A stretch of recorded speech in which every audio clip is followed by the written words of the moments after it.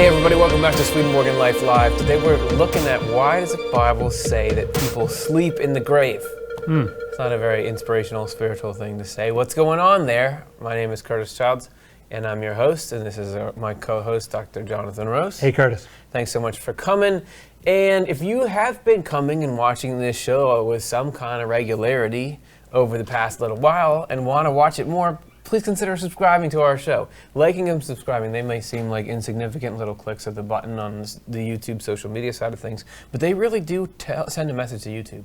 They say, these guys are worth promoting in your algorithm. And then that leads us to many more people, and those people, some of them, what's this is dumb, I'm leaving, but other people say, well, I want to watch this more, and it becomes a helpful part of their life. So please consider doing that.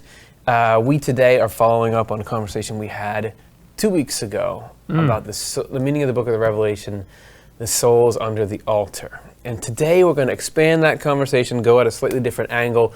We're going to look at a different way to understand the Bible text about people who are sleeping in or rising up from graves. Oh, yeah. Because like here, you had these souls under the altar, and it was a totally different meaning when you got into the correspondential symbolism. That's right. Similarly, how do we reconcile a vision of the afterlife with this idea that you die and you go sleep in the grave, you take a dirt nap and that's it? Yeah, right. So we're going to do that, but first let's get a little bit revved up. I feel like I'm not quite all the way locked in, and the best way to lock in is with a little audience participation, delayed participation. We're going to do our icebreaker now.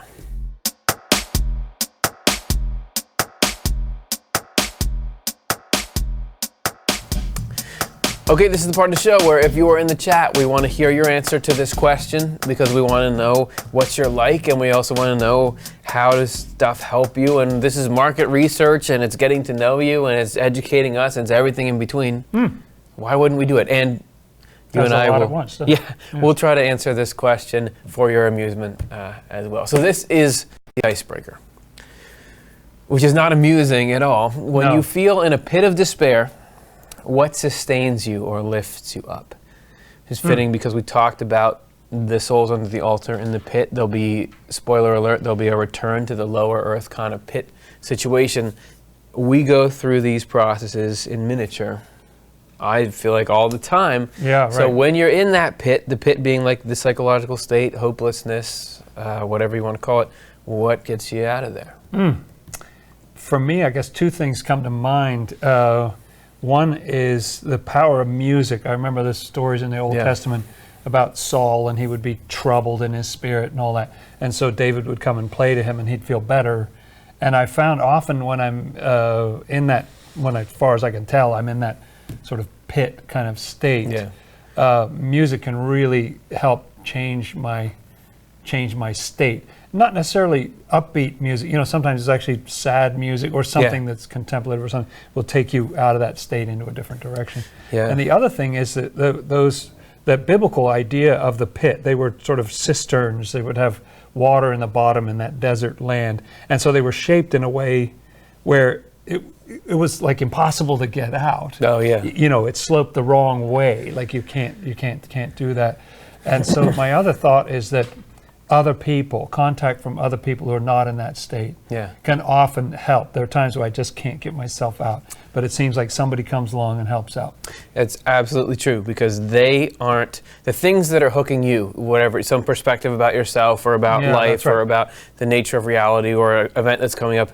That's really strong to you. It's bothering you. It's got your number. They don't care about that. They've got their own demons, you know, but they happen to be strong in that area. To help you with it. Which is great without that sort of, because if you're just looking to the same system that's producing your depression or your pit or your despair or whatever in the first place, you're not going to find the solution within that system. So I love that. That's right. And I think that, how about you? Well, I was going to say with the music, just when we're getting to start the show and we see that intro, we see the intro just like you guys at home do, that music gets me in the mood, time to host the show. I would say there are two things that I would use. Sounds corny, but Swedenborg stuff. The overarching worldview that is described by all this stuff that he writes accounts of, the way that he sets the priorities in life, the things that matter and that don't, even just the focus in the subject material, I can often get in there. And when I'm really like feeling under siege, the scariest stuff to me doesn't have any answers for the Swedenborg mindset. So that's part of why I'm so... Reading's a cool way to get, any kind of reading is kind of a cool way to get outside of yourself. And then to read spiritually uplifting material that can actually tell you what's going on and stuff like that. That's cool. It paints a different picture of what the purpose of life is and what's important, and the stuff that was lurking before just can't hack it in that environment. That plus doing anything productive, like getting up off the couch, doing some kind of menial task. Doing something, that's right. Accomplishing something that has relevance to your life is an awesome tonic. So that often does change your state, doesn't it? What's up with all of you? How do you, we're all going through this life thing together, and there's way more pits in it than you'd like there to be. What do you guys do to get up out of that pit? So at the end of the show, we're going to be reading all your responses and gaining some wisdom and some tools and techniques. Okay, I'm feeling ready. Let's dive into the conversation. All right. Sleep in the Graves coming up next.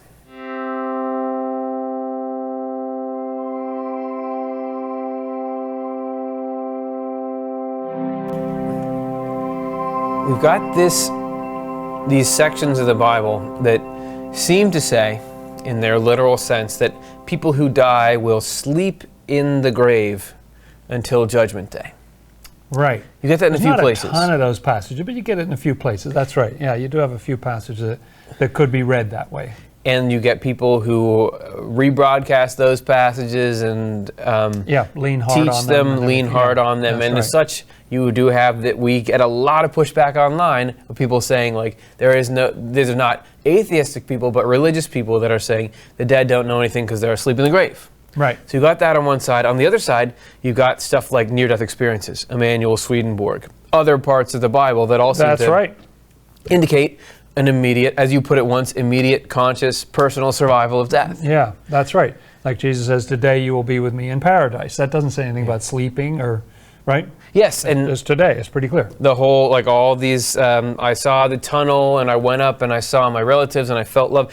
They weren't. You don't say I was in a grave. I could see the lid of it. I was asleep. But is this an unsolvable conflict? Yeah, right. And the idea. I mean, what's at risk here is that either people who are really taking the Bible very literally will reject the near-death experience, or say you were just talking to evil spirits. It was demonic. Or the people who believe the near-death experiences can reject the Bible because they say, well, this is no good. It's just an old Bronze Age book. Doesn't matter. That's right. It's not relevant anymore.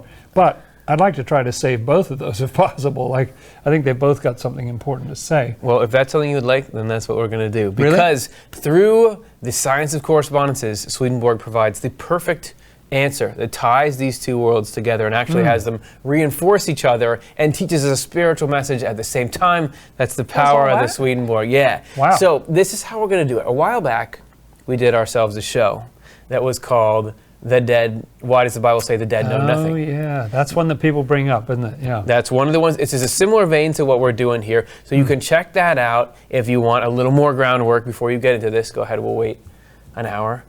But in that show, we dug deeply into how to understand the words dead and death and life in correspondential language. If you take that in a more spiritual way, all of a sudden those things make sense with things like today you'll be with me in paradise. Exactly. Because it's an internal problem right within the Bible, as we were just saying. So, right. If you look that same way now at sleep and graves. Oh, okay. There's a meaning in there as well. And I would say it's less of a leap than you might think, because it just trickles through into casual conversation that nobody designed. It was on no church's agenda, that we use the word sleep to mean certain kind of awareness of life. For example, if I say, like, come on, wake up, the people that are, what do I mean? Yeah, I wouldn't say, I wasn't sleeping. Was I snoring? No, you're saying, look at it differently. Like your thinking is like you're asleep or you're unconscious of some factor or something like that. Become aware. That's what people say, right? Yep. The kids will say something is woke. You are woke. If you're now, aware. What do the young people mean by that? Oh, nobody knows exactly what they mean, but it often has to do with awareness of social injustices of various kinds. Also. Oh, look at that. So it's as if you have that higher awareness, then you're woke. I'm not, but many people are. Yeah. And if you often in referring to yourself, you can say, I was asleep, when this was happening. It just means I wasn't watching out for it. I didn't comprehend the situation. I should have been there, but I wasn't. People will say snoring through it, or so, and you don't mean literally that you're sawing away. It means, that your mind was somewhere else, or you just weren't really paying attention to what was going on. So when all those people say, "Yeah, I was just sleeping through your whole show," they must not really mean that they. No, that's what they mean. So we are a well-known sleep aid, but Swedenborg learned that this way that we use those words, what it seems just naturally, is actually the spiritual reality coming through, and it's a correspondence slipping into our language. And because that's the correspondential meaning, that's also the way they're used in the Bible. Oh, this isn't that is interesting? Apocalypse Explained. Sleep signifies natural life without spiritual, since natural life compared with spiritual is as sleep to wakefulness. Oh, now wait a second. So what do you think that's saying? That even though we might feel, I'm fully awake right now, I'm not asleep, I'm not snoring or something, and yet spiritual life would be so much higher than that you run out of words. So what's the best way to say it? Well, this is called asleep, this is awake. Yes. So people talk about a spiritual awakening. Even the 12 steps talk about a spiritual awakening, don't they? All the way back to Plato saying, like, the unexamined life is not worth living. Yeah. And all throughout there that you can be going through your life, but you're not really aware of what's going on. And this would be like ego-driven. I might as well be on autopilot because it's one ego concern to the next ego concern, versus you may wake up when you first start to realize that other people have lives, or when you start to realize parts of you that are that's right. contributing to the problem. There are other people outside of yourself, and they actually go through stuff that isn't about you. Right. So, which is weird. Yeah, it's so strange. I just found that out the other day. Did you? Okay, I haven't yet, but I'm going to soon. Yeah. That stuff like that changes the way we could read Bible passages, such as the following, where we see sleep popping up. This first one is from Matthew. Oh, let's have a look at it. Sure. Jesus told them another parable. The kingdom of heaven. So this is a parable. We know the parable is going to be a spiritual story with a meaning. The kingdom of heaven is like a man who sowed good seed in his field. But while everyone was sleeping, his enemy came and sowed weeds among the wheat and went away. It's sleeping. So why would you just take the sleep there at face value when you assume that the seed and all the elements, the enemy and so on, those are spiritual things, right? Yes. And it's like while we're not paying attention, something creeps in and sows something we don't want in our hearts. And then further from Psalm 13. Look on me and answer, Lord my God. Give light to my eyes, or I will sleep in death, and my enemy will say, I have overcome him, and my foes will rejoice when I fall. Well, I think the way that Swedenborg explains that's talking about not literally snoring in death, but that there will be a reduced state of consciousness. I won't have the truth. I won't understand. So I'll be asleep in that sense. That's why I even bother to say sleep in death when I just say death. There's an extra layer of meaning there. And Scripture does that a lot, actually. If you look and see, sleep and death are often associated together, even to the point that's confusing. Yeah. But is the person sleeping or not? Yeah. Right. Well, that Lazarus is not dead, that's only right. sleeping. Yeah, right. And then everybody laughs to scorn and all that. It's a tough crowd. So this is what Swedenborg says about sleeping and waking being about spiritual states in us. This is AE 158 or AR 158. A person who learns truths and lives according to them is like someone who awakens from sleep and becomes alert. So how do you wake up? You get the light, spiritual light of truth. Light of truth, which is like in the dawn. It all fits, doesn't it? So, and it wakes you up, and as you live by that, then you're like somebody who's awake. Before that, it's like you're just lying in bed and you may be having some dream or something, but it's not actually what's going on. Whereas when you wake up and you start moving around and doing stuff, that's that you're living by that truth in your life. That's exactly like what I was describing before when I'm in the pit and I've got some kind of concern, which is there's something in life is frightening me in some way. Yeah. Suddenly when I first remember, there's God, and that God is overseeing everything and is above it, it's like, I just woke up. And I totally know that there's a distinct difference in the mindset. Oh, that's fun, there. isn't it? Yeah, I know what you're talking about, right. So we've got the sleep thing going pretty well, and that applying that could really make us look at sleeping until Jesus comes in a different way. That if truth wakes us up, Jesus is bringing this information that gets people aware of spiritual truth. And what did he always do? He always taught people stuff. Yes, that's right. And he was the Word made flesh, the Word meaning some embodiment of truth. And so when that truth comes in, it wakes you up. And Scripture is full of talk about the Lord taking the people who sat in darkness and bringing them into a great light and that kind of thing. So he was here to wake people up, to tell them a different thing about, oh no, don't think of it this way.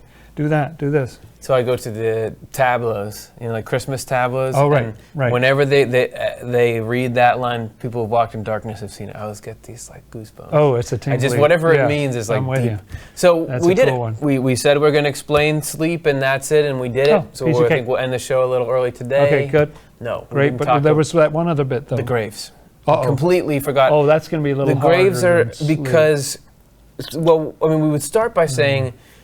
Graves, how could graves not be something dark and disastrous like we're talking about? Oh, it's got to be something creepy and Halloween-y or something. Right? Everything has a dual symbolism, right? Swedenborg says that everything has a positive and negative correspondence. It's easy to think about the negative correspondence of the grave as being some kind of spiritual death or evil or something like that. Oh yeah, but like when you say something like, would this work? Like you say, bury the hatchet means don't be mad at somebody anymore. Right.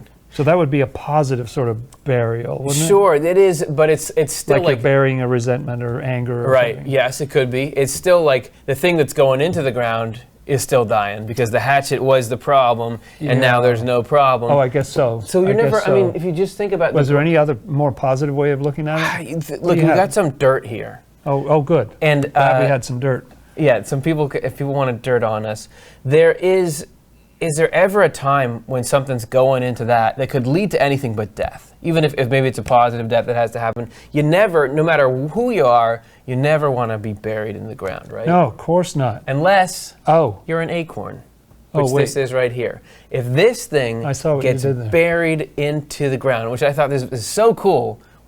That's a burial, but nobody thinks of that as death. And that's not a bad thing. No. I mean, the seed doesn't get worse. The seed is already the way that it was, and then it goes through a transformation when it's in there. So this is a time when burying is just universally good. Because we know what it's going to lead to. There's going to be this progression from something that is initially relatively, not even living, to... it seems as hard as a rock, doesn't it? Yeah. It's like nothing to it. Not really something that's going to propagate growing, or move or do anything. Producing anything, right. But then suddenly you've got this progression here, and we know what that can all lead to. So this is actually a crucial first step that leads us into life. This is from Secrets of Heaven 2916. Since burial symbolizes resurrection, and only with an example like this could you see how a burial could symbolize a resurrection. Yeah, that's right. It also symbolizes rebirth. Rebirth is our first resurrection, because when we are reborn, our previous self dies, and our new self is revived. Oh, that's cool.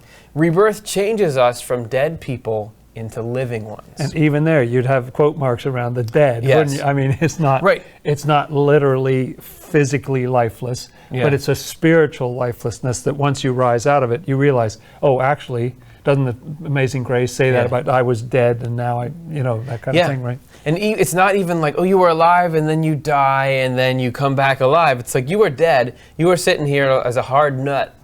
But then, once this happens, we're suddenly brought into life. And that you could, all the definition of life, this wouldn't meet a few of them, the characteristics of, but once it gets in the ground, it's unquestionably becomes a living organism. And the acorn up to that point probably thinks, this is all there is. I'm doing a good job of being an acorn or something. But you have no idea of the growth that's possible. Rebirth changes us from dead people into living ones. That is why a grave has the inner level symbolism it does. And that's where we begin to nail this. So that's how you can get sleeping and grave and get this whole new sense out of them. So instead of taking sleeping or rising out of the graves literally, we can see it as part of this. Some sort of creepy zombie movie image or something, right? But it becomes this rebirth process. And Jesus Christ just blatantly talks about this when he says, unless a grain of wheat falls into the ground and dies, it remains alone. Yeah. But if it does, it bears much fruit and all that. And he likened his own crucifixion to that process. Yeah, so he was describing that as a eventually very positive process, right? It might be difficult in the short run, but it's positive in the long run. Are you with us? Because if you're not with us, we're in trouble, because now we feel like we've laid this out enough that it's getting worse now from here. We can go take this stuff okay. that we've built here and go try to apply it to some of these passages that are causing us about rising out of the graves, right? Yep. Okay. So as in the Here we altar show that we did 2 weeks ago, we'll be looking at the symbolism both from a spiritual history perspective, where we're talking about things that happened to the human race on a large scale in the past. Grand movements over thousands of years. Yes. And all that. Yeah. But because everything is the same, was that something in a snowflake, heaven in a wildflower? Oh, right. Because those processes are universal, they're also happening in us, and we'll look at the personal application as well. So let's take a look now at the graves being opened.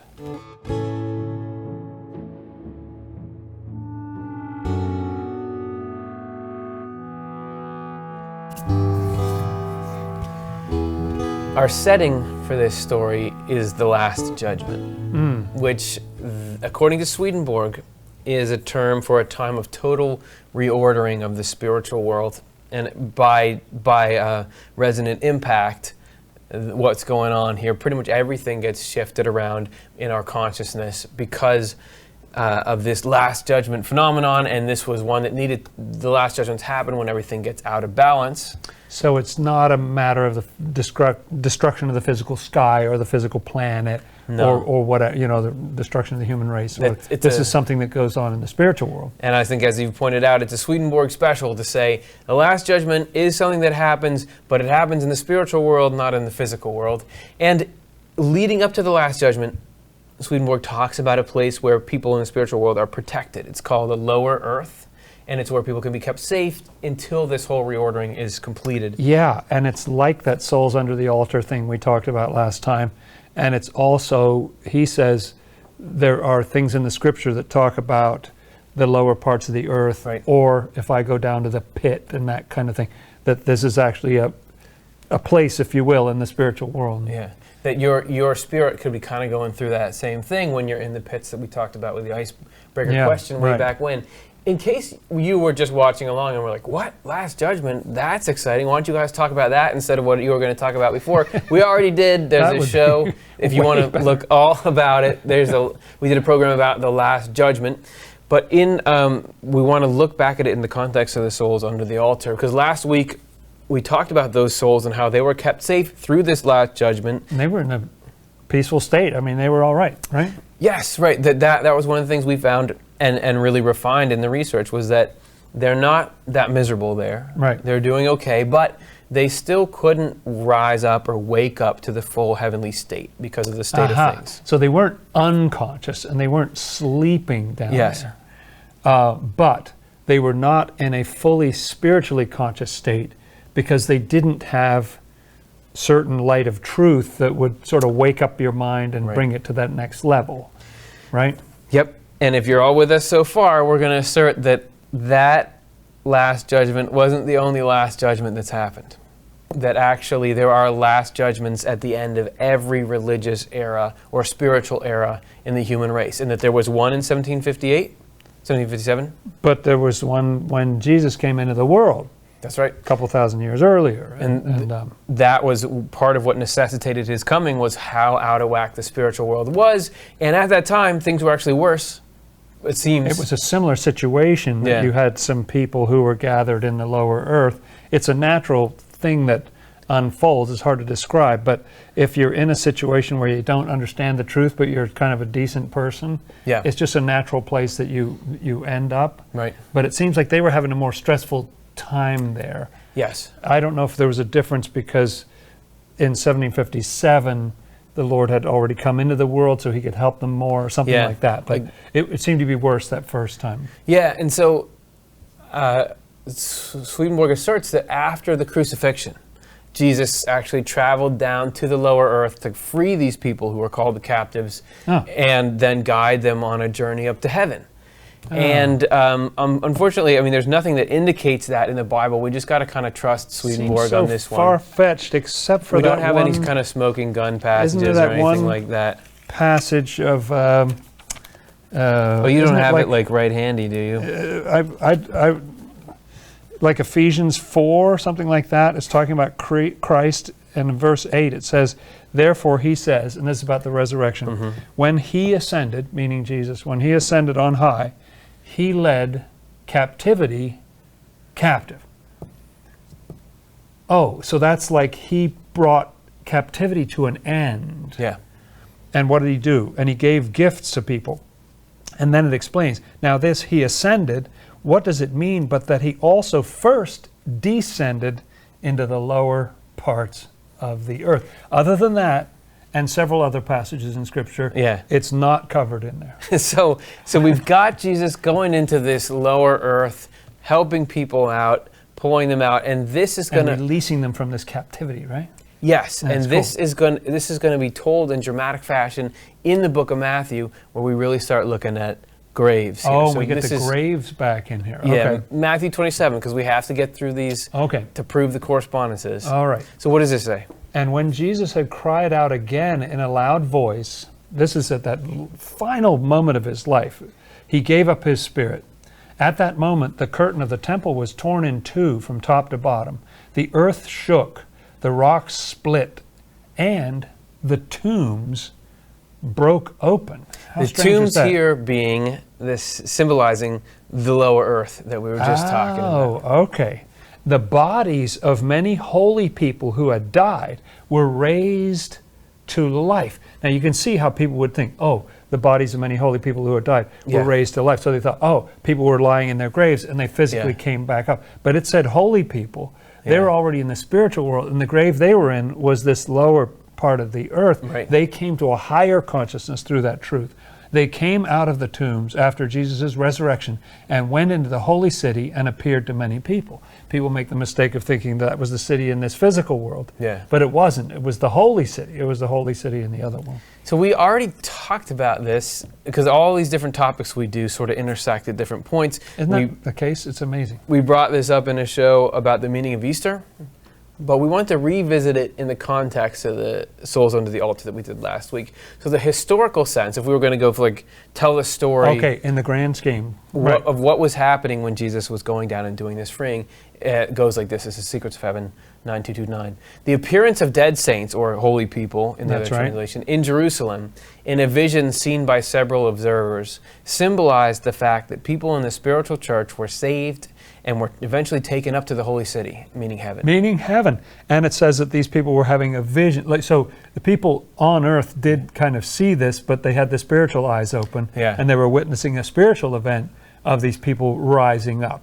And they put it into the only earthly language they had available, which is like, hey, tombs were open and these people came up. Which is that language, that correspondence. And note that word spiritual there. I think we're going to have to talk some more about that. Sure. But people in the spiritual, because there's a heavenly church that's even higher than that, right? But these are people in the spiritual church who are more focused on truth. Until that time, they were kept in an underground realm, which is the in lower the earth. spiritual world. Yeah. Not underground in this world. So this story obviously has a little more unpacking to do, and this is a clip actually coming from Swedenborg Secrets of Heaven 6854, and this talks about what Jesus was doing, why these people needed the particular care they needed, the spiritual aspect versus the heavenly. Who they were and what made them tick and everything. And and then a little bit about the vulnerability that they had, right? Yes, the conditions that they were living in. So here's how it goes. The people designated as spiritual are those who can be reborn only in regard to their intellectual part, not their will part. The Lord therefore grants a new will into their intellectual part, and this will harmonizes with the religious teachings of their church. These people, the spiritual, were saved only by the Lord's arrival in the world. The reason is that they were out of reach to the deity as he passed through heaven, or divine humanity as it existed before the Lord's coming. It could not reach them because the teachings of their religion were mostly untrue, and the good in their will was accordingly not good.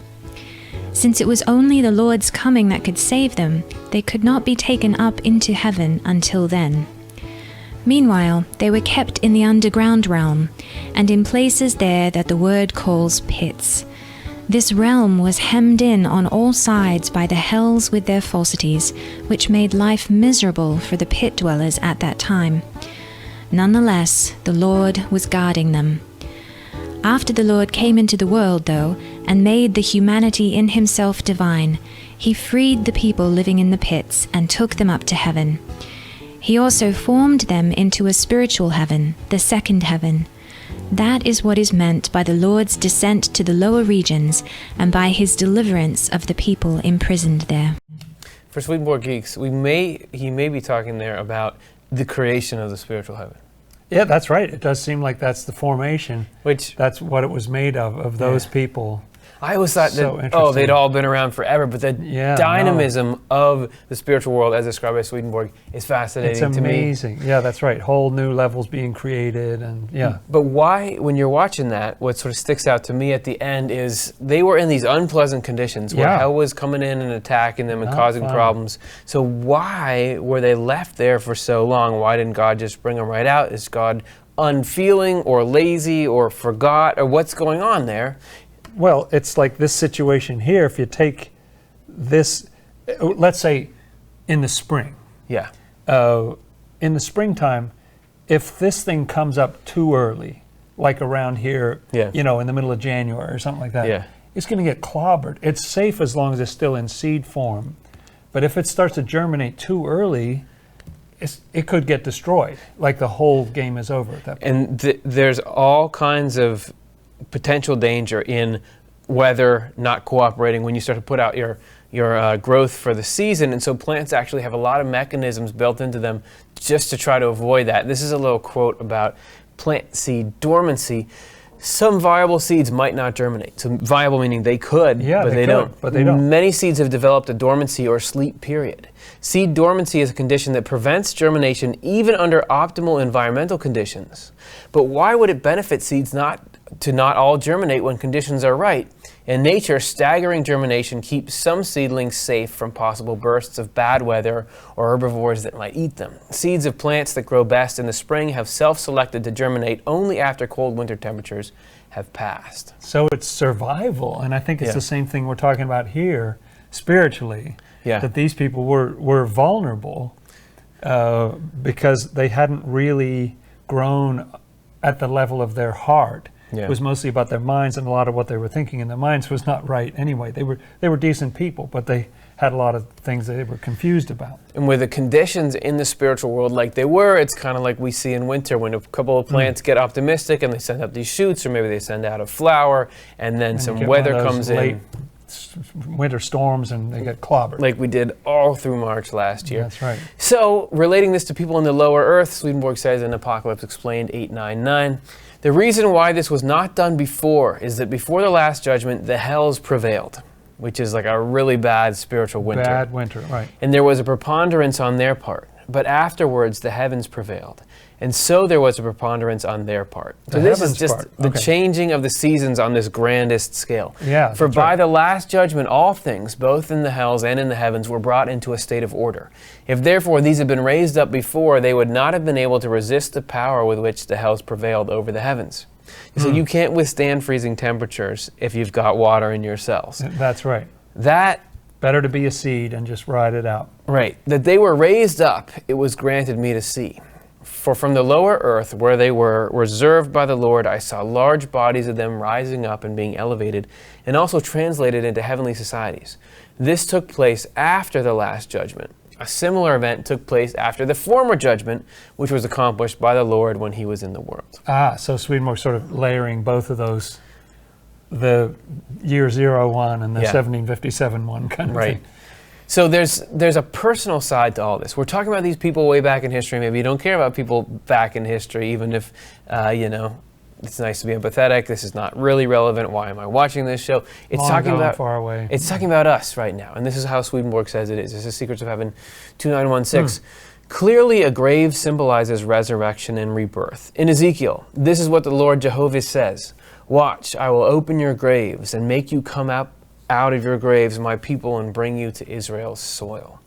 So to say that directly to people to who somebody are awake and can read and understand. Yeah, and it's like, actually where you are now is a grave, but I'm going to bring you up out of there. Do I look that bad? I'm not dead. Here the prophet is talking about bones that have been brought to life, and in an inner sense about rebirth. The graves in this passage stand for the old self. There it is. Or our ego, lower, whatever you want to call it, self, with its vices and distortions.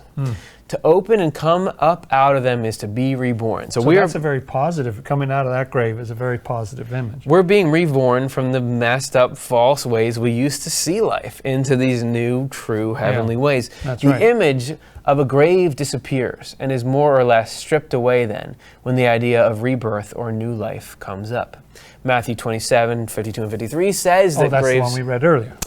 Opened and many bodies of sleeping saints rose again and left their graves after the Lord's resurrection. This involves the same meaning, namely rising again because of the Lord's resurrection, and in a deeper sense, every resurrection. Yours, mine, yours, everybody's. So this is kind of a universal pattern. This may have happened on a grand scheme with thousands of people, but each of us kind of go through that seed in the ground experience, and then the Lord is able to raise it up to a higher level. And just like you can look at other instances of the process and learn about your own, like the seasons and the biological cycles are a reflection of it, this takes time. We put this thing in here, it's not going to, unfortunately, by the end of the show, it's not going to germinate, even if we give it ideal conditions. No, it takes even way longer than that. It takes time. And so it is with us. There can be times when it seems like I'm in the pit, and what am I doing here? And nothing is changing. I've been forgotten. Nothing is happening. And you think of that seed through all that winter, it just feels, well, what have you accomplished since a month ago? Nothing. But, oh no, it's still going in the right direction. And it can be even more frustrating when there is fluctuation, because it's getting warm and you feel like, well, I could, I could be moving forward right now, things could be changing, but you don't realize that not in 2 weeks it's going to get below freezing again, to hold out. So there's a message of sustaining hope for each one of us that, hey, this is going to happen. Summer is going to come, not quite yet, but it's inevitably moving forward to that. And it's such a strange but beautiful idea that there's actually a protection in the pit. Like, didn't it say that the Lord reserved people there? Like, that's a state that he can hold us in that's better than another condition we could be in. And there's actually protection in it. It's kind of an amazing idea. That even though you don't feel safe at all, and those people in the lower earth before Jesus is coming, they were complaining. They didn't feel safe, but they were. Happy. And that isn't that the story of life, that it doesn't feel safe, but in the end, we'll see that it is. So let's do some questions.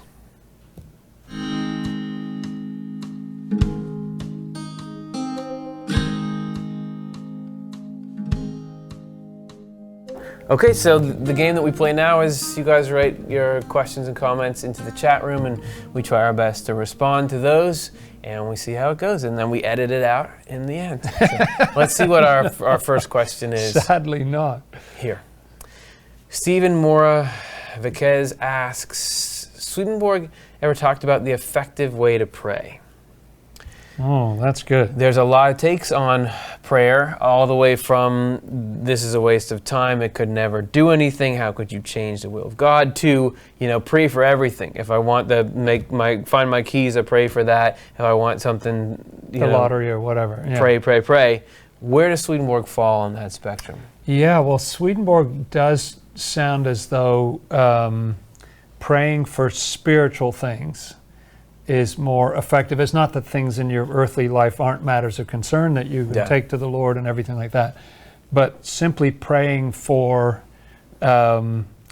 things like money, there's cause and effect. Those are harder to fulfill, whereas if you pray for a better attitude to the financial situation you find yourself in, that kind of thing can happen pretty quickly in response to a prayer sometimes, And Swedenborg also talks about the urgency and humility, that if you feel humble and you're seeking the Lord, and then you're really urgently, Lord, I really need you to, sometimes before I do a performance or something like that, I'll pray that, Lord, you really need to show up now, kind of thing, because it's urgent and I feel humble. I don't think I can do this by myself.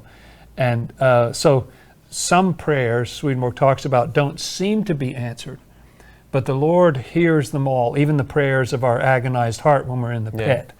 We may say things like, I wish I'd never been born, or something, but the Lord, that's okay. The Lord understands that we're in a state of despair. And I've had the thought that it's okay to sort of experiment with prayer a little bit. One kind of prayer that Swedenborg speaks against is prayer for something really bad to happen to somebody else. He does say that's not recommended. I gotta take back my last couple. Sort of a hateful prayer is not a good idea. Yeah. It's supposed to be something about love and connection. When I think about it, what is the object, or what's the objective of prayer? Are you trying to convince God, look, this is actually a better way to do things than you were going to do things before?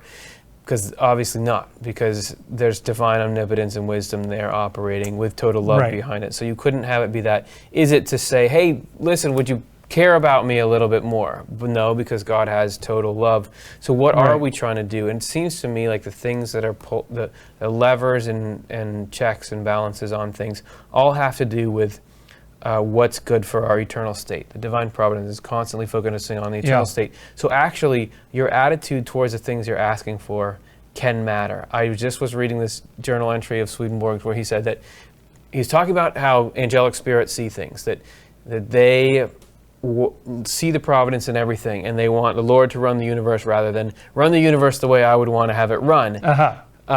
And then he makes this, as opposed to evil spirits who think, okay, I want this to be this, and I want it all to serve me. But there's this interesting statement he made at the end where he was saying that people of faith rarely get the things that they're asking for while they're asking for While they're asking. I love that one. But only... That's really amazing. Only afterwards when they've sort of forgotten about it. Yeah. And that strikes me as very strange. Why would it be like that? Now, it doesn't mean like, okay, I really want $2 million. Okay, can't wait till I forget and I'll get it. But he says, if the thing is useful, it may come to pass. But that points to the importance of psychological state. Because if I say, hey, I really want this thing, can't I get it? And then I get it, there's a couple of things. One is I'm going to feel like I caused it in a certain way. But two is it could reinforce this sense of, I know what's necessary, and if I don't get what I need, it's a cause of concern and anxiety. But if it's like, oh, I can totally see that this good thing is coming apart from my agency and apart from my immediate direction, that changes how you feel about it. I also, and this will be my last thing on this, he talks about people who are raised to high positions. Because how many of us are praying for like a raise or a promotion or something?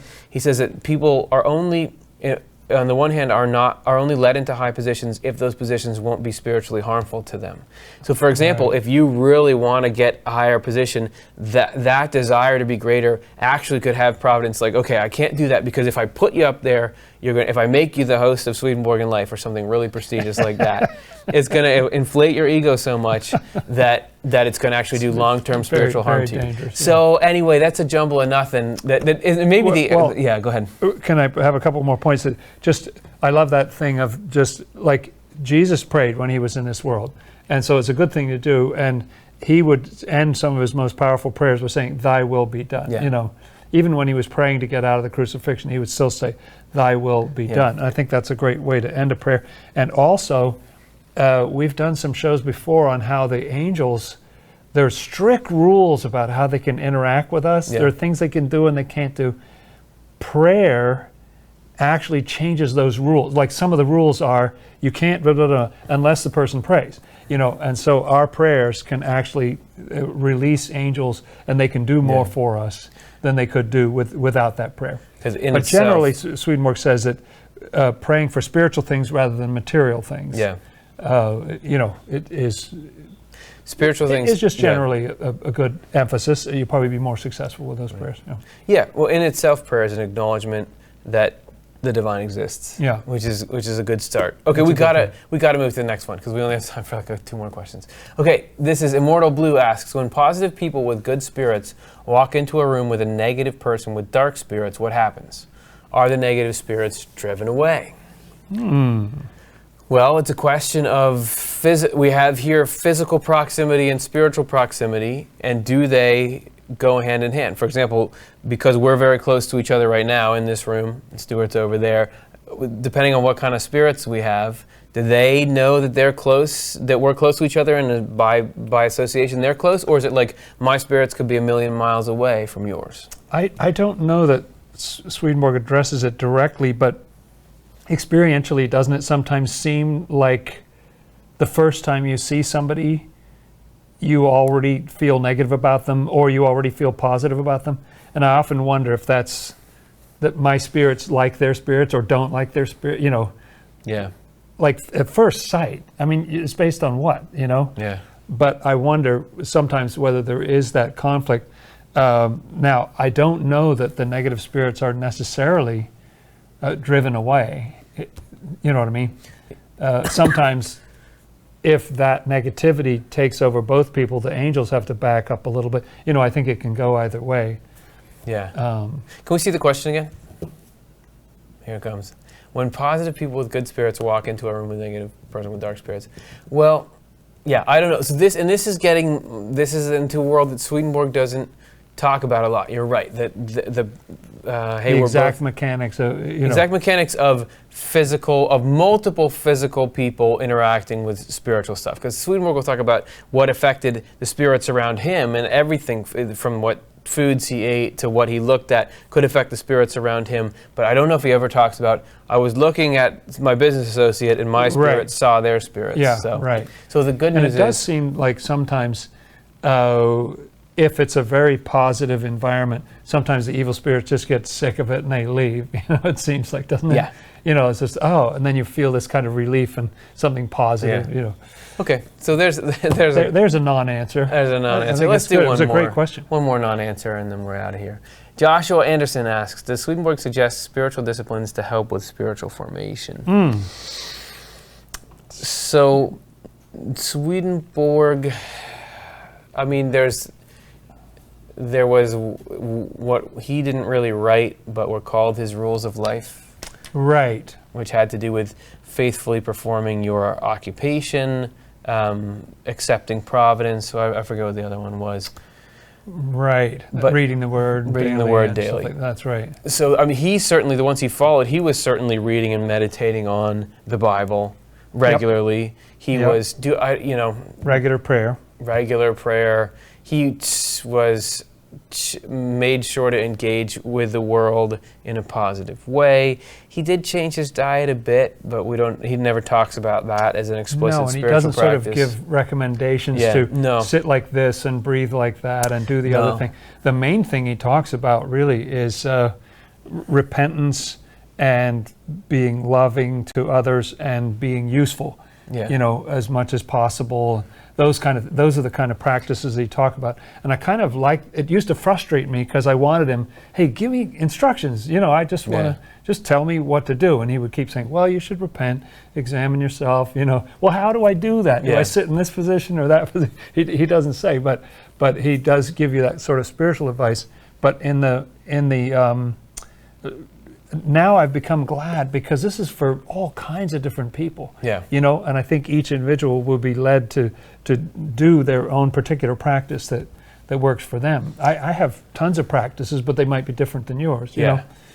Yep. I was just reading again. It is this interesting mix of, he won't give you a lot of specifics. He'll describe these general processes. He'll tell you the physics of the spiritual physics of the mind. Physics, but he won't just say, here's the steps to every morning, 5 o'clock, wake up and exercise for 10 minutes and then do deep breathing. Yeah, that's right. But then again... And do not go to work until you've, something said at least 5 minutes of prayer. Yeah. But at the other hand, he does sometimes drop these breadcrumbs, and it's often like deep in, as to his processes, and it's deep in his journal of spiritual experiences. That's right. I was just reading one where he's talking about, he goes on and on about things being habitual. That if you learn somebody who learns how to speak or perform activities, at first they have to focus on and learn them, but then it becomes habitual, like riding a bike is the classic answer. Right. And he relates that to keeping the Lord in your thoughts all the time.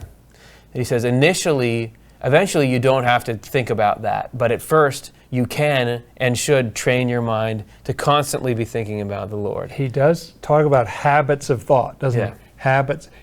Yeah, that's right. That's and good. to me, I love stuff like that. Getting good habits in your thinking. Like I crave those too. Like, what are the hard steps? So I'll come across these and I'll say, oh, I should do that for a while, but then I'll kind of forget it. Oh, I should do that one. That's what we need to, like, some Swedenborgians need to compile a do this list. Yeah. And here's a list of things to do. That would be awesome. That's right. That would be cool. All right. Good ones. Let's go to the next thing. Thanks, everybody. We're going to move on now to our spiritual road trip.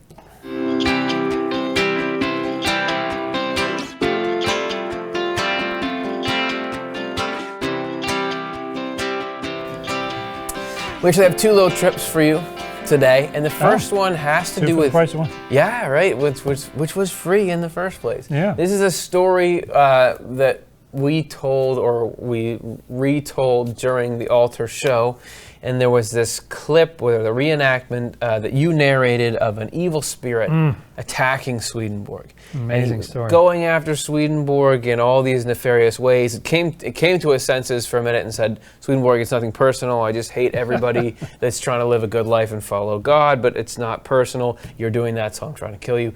And we didn't say it in that story, but in the headline, in the title line in his Journal of Spiritual Experiences, he identifies this spirit as a person he knew in life, Count Frederick Gyllenborg.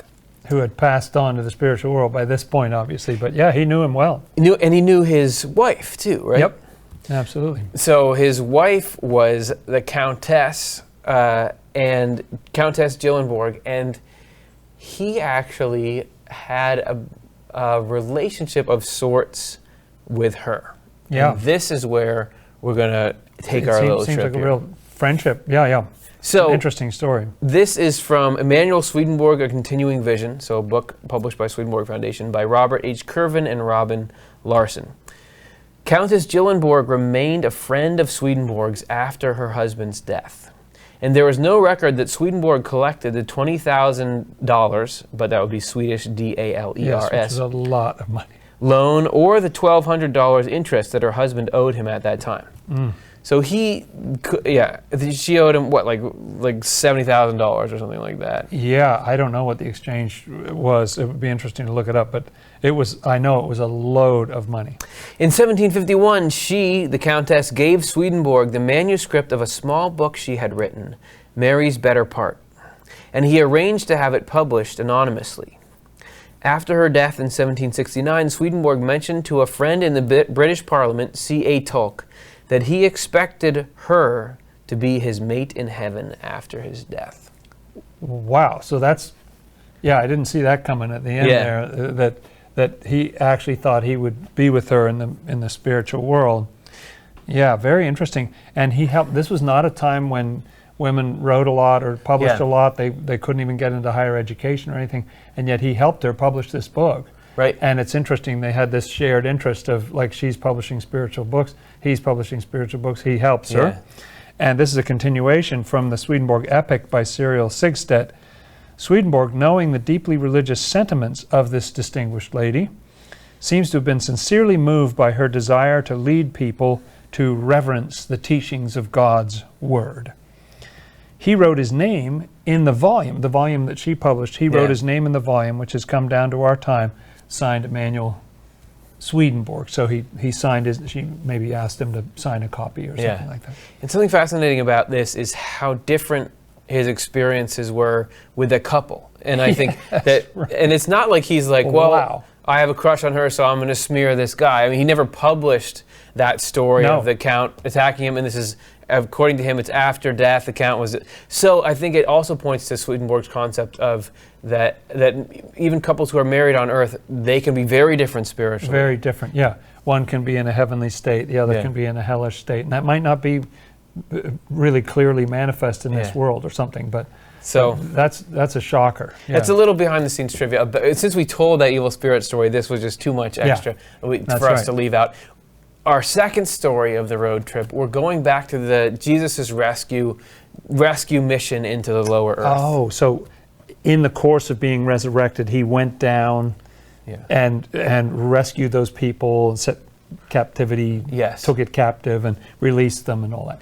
You know how here we will celebrate holidays that have to do with historical events of great significance. Sometimes That's right. people will even form societies You'll that have a reenact. reenactment, that's right. Yeah. Well, that Jesus' mission down to lower earth was actually the subject of a sort of a reenactment used to teach children about the event. So this is a clip from our Children in Heaven show where some little kids, how would you learn about something as serious and dire as Jesus, God, going into the lower earth to free people?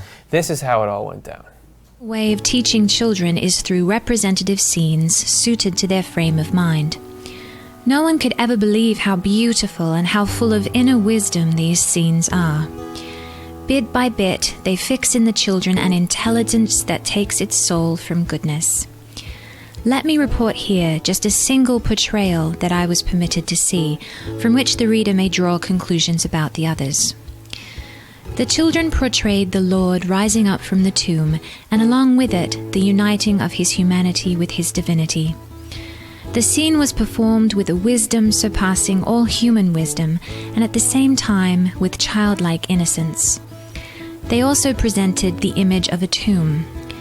They did not present an image of the Lord along with it, except for one that was so abstract it could hardly be seen as the Lord, except at a distance, so to speak. The reason was that the image of a tomb brings with it something macabre that they could push to the side in this way. Later, very cautiously, they allowed into the tomb a thin, vapory-looking atmosphere, by which they symbolized, again at a fitting distance, the spiritual life present in baptism. Afterward, I saw them represent the Lord going down to the prisoners and taking them up to heaven, a scene they produced with incomparable skill and reverence. Like the children that they were, when they represented the Lord among the prisoners in the underground realm, they let down tiny, soft, very delicate little threads, almost invisible, with which they helped lift the Lord as he rose. All the time they felt a holy fear, not wanting any part of their portrayal to border on what was not spiritual and heavenly. They live among other types of representation too, which lead them into a knowledge of truth and a desire for goodness, just as child's play does when it is suited to their temperament. Fascinating. They're taking so much care for the psychology of the kids and making sure that we're going to teach you something, but it's not going to be in any way that's scary or harmful. But yet we're going to tackle this subject. Yeah, and these must have been children who died as children. Yes. And so they didn't necessarily learn this stuff when they were in this world. Yeah. So that here's an important story. Yeah. And so they're able to show it to them in 3D kind of thing. You know. For a little more about what life is like for people who die as children, check out our show, Children in Heaven. All right, so now we're going to, as we promised, get to the ice melter. We'll read your responses, which we got a lot of them, to the question at the beginning. So let's take a look.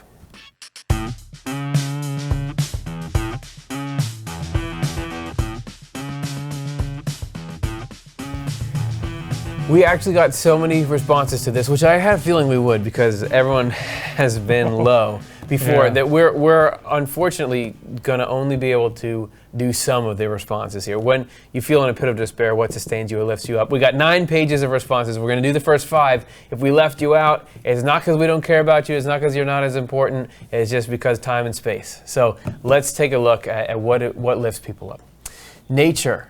That's from Popcorn and Peanuts. Hope and love. Music helps me. Nature's a good, that's good. The sun coming up. Pure logical thought. The people I love, whether they know it or not, they're having an impact. I told myself there is no bad or good news. All news are the same. All experiences are the same. Only we ourselves determine or choose to decide if their experience is good or bad. Then I decide whatever I experience must be good. I like that. Flip it. I have been there. For me, it was music and prayer and tears. Good. Relative circumstances for transformation. The darker, the greater benefits. Easier said than done. That's right. You can know something, but to have it really bring that emotional comfort. I try to think of the other times in my life I was feeling down and how I overcame those challenges. It helps me to remember this too shall pass. Oh, that's good. And I do visualization meditation of a positive outcome. That helps too. Music, nature, knowing I am just working through and healing wounds being worked on in spirit. That's right. Talking with my wife. Lately I turn to the east and talk with the Lord about whatever my trouble is and place my trust in Him that I'm going where I need to be. Nice. The knowledge that this despair is from hellish and I can and should shun it. Yep. To bring in, okay, this isn't as important as it thinks it is. Right. And there's an ethical reason why it's there. Musical compositions.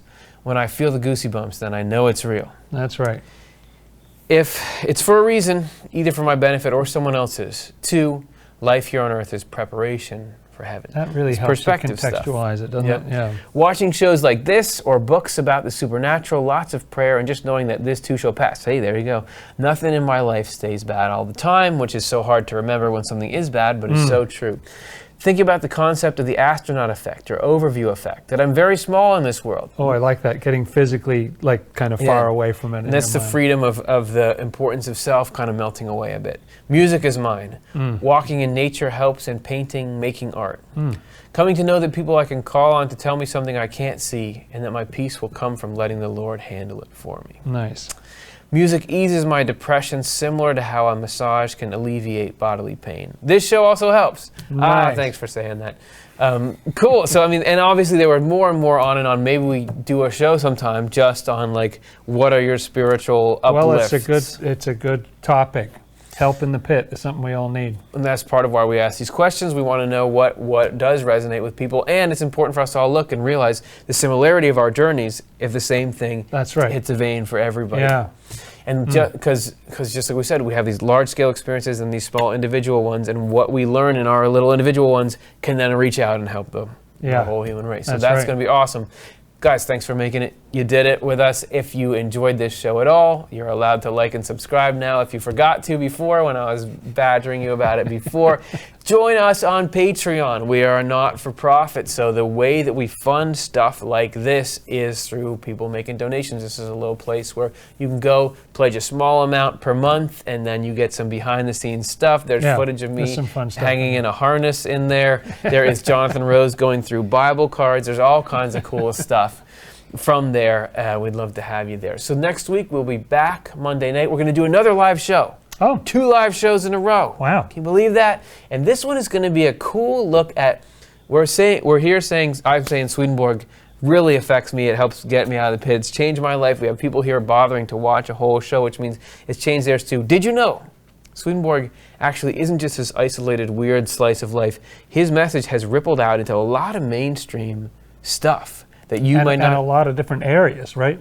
That's right. We're going to take a look at some people you might not know he'd influenced and some ways that they've changed the world. And you can just kind of set yourself in this larger context of something trying to add to life. Oh, that'll be cool. Hopefully you can all join us there. Thanks so much for hanging out. Hey, thanks, Curtis. We'll see you next week. Swedenborgian Life Live is Curtis Childs, host and showrunner, with co-host Jonathan Rose. Live stream tech and graphics by Stuart Farmer and Matthew Childs. Show writing and chat moderation by Karin Childs and Chelsea Odner.